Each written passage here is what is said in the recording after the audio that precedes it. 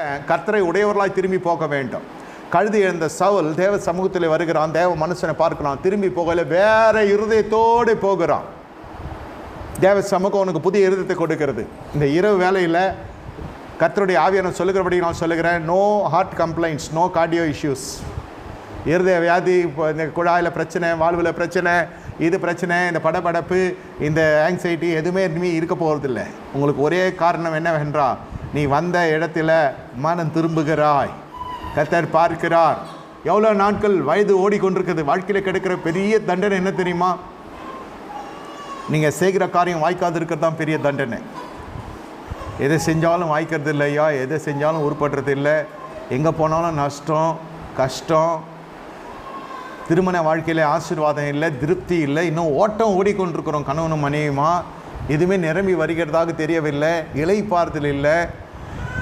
இன்னும் சில பேருக்கு அந்த பகுதிக்குள்ளே வர முடியல, தெரியும் இதெல்லாம் இருக்குன்னு, ஆனால் வருவதுக்கு பயமாக இருக்குது.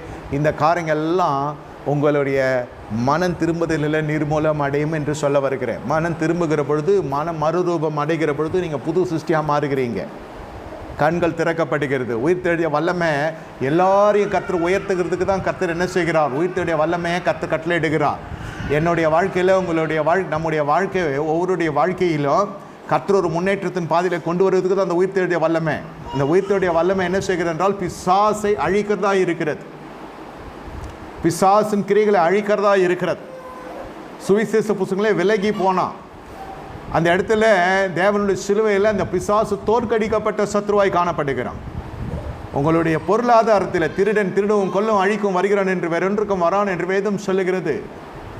அப்படிப்பட்ட இடத்துல யோபினுடைய வாழ்க்கையில் சூறையாடப்பட்ட ஆசீர்வாதம், பொருளாதாரம், சரீர மேன்மை, சரீர சுகம், குடும்பம், ஆரோக்கியம், பிள்ளைகள் அனைத்தையும் பிசாசு அழித்து போடுகிறான். போட்டானா இல்லையா? இது அனைத்தையும் கர்த்தர் திரும்ப தர வல்லவராக இருக்கிறார். ஆனால் இந்த புதிய ஏற்பாட்டு சத்தியம் என்ன சொல்லுகிறது என்றால், நீங்கள் மனம் திரும்புகிற பொழுது உனக்கு பூமிக்குரிய ஆசீர்வாதங்களை காட்டிலும் உன்னதங்கள் இருக்கிற ஆசீர்வாதங்கள் உன்னை தேடி வருகிறதா இருக்கிறது. நீ செய்கிற ஸ்தோத்திர பலியில் பெரிய திருப்பு முனையை நீங்கள் காணுகிற குடும்பங்களாக நீங்கள் இருக்கிறீர்கள் என்பதை நான் விசுவாசிக்கிறேன்.